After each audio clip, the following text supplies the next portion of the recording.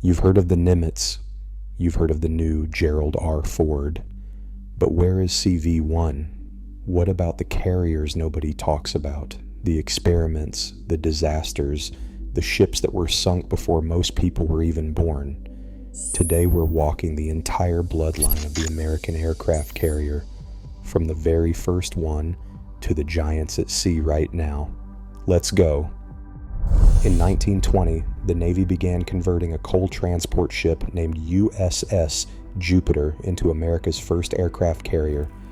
Recommissioned in March 1922 as USS Langley, the flat, wooden-decked vessel looked so strange, her crew nicknamed her the Covered Wagon.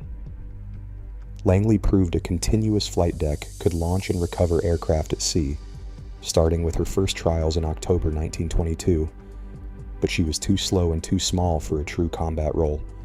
To solve this, the Navy took two massive unfinished battlecruiser hulls canceled by treaty and rebuilt them as USS Lexington and USS Saratoga. Commissioned in 1927, these giant ships carried 90 planes each, turning naval aviation from a basic experiment into a weapon of fleet warfare.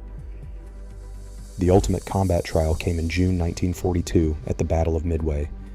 Here, the carrier replaced the battleship as the primary arbiter of naval power. USS Yorktown C-55 took heavy bomb and torpedo damage, eventually sinking after a 3-day struggle by her crew. While Yorktown's loss revealed the raw stakes of this new warfare, her sister ship, USS Enterprise CV-6, established a legacy of endurance. Nicknamed the Big E, Enterprise survived repeated strikes, outlasting multiple Japanese reports of her destruction. She earned 20 battle stars, becoming the most decorated U.S. warship of the war, and proving that the flat top had matured into a weapon of survival. Wartime survival soon demanded more than heroic individual actions. It required industrial scale. In December 1942, the Navy commissioned USS Essex, the lead ship of a class of 24 fleet carriers. These standardized warships became the steel backbone of the fleet, built to overwhelm opponents through sheer numbers rather than single-ship duels. The Essex design integrated standardized damage control, double-decked hangars, and hydraulic catapults.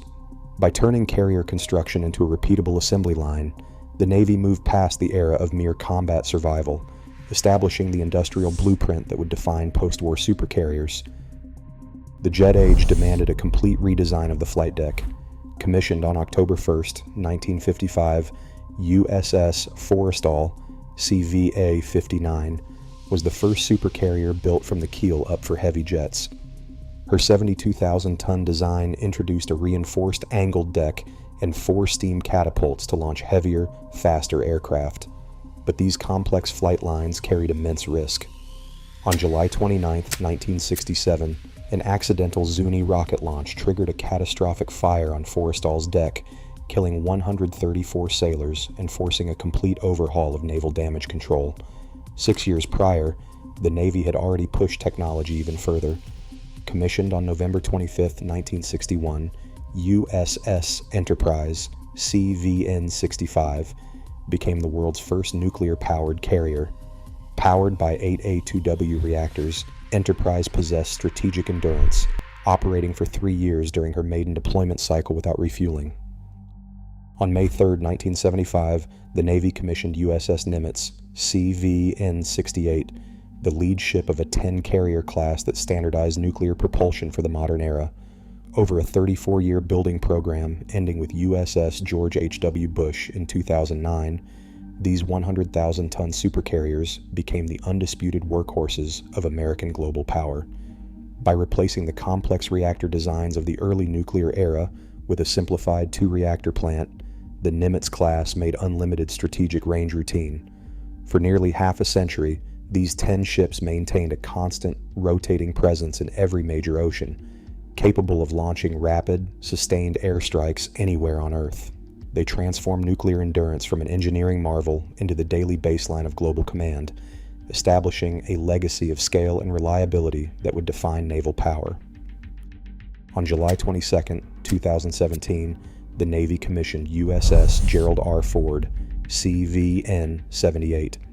At a cost of $13 billion, this 100,000-ton vessel represents a fundamental departure from the Nimitz class that came before. Rather than just a larger hull, the Ford is built as a complete digital and electrical redesign. The heavy steam catapults of the Cold War are gone, replaced by the Electromagnetic Aircraft Launch System, EMALS.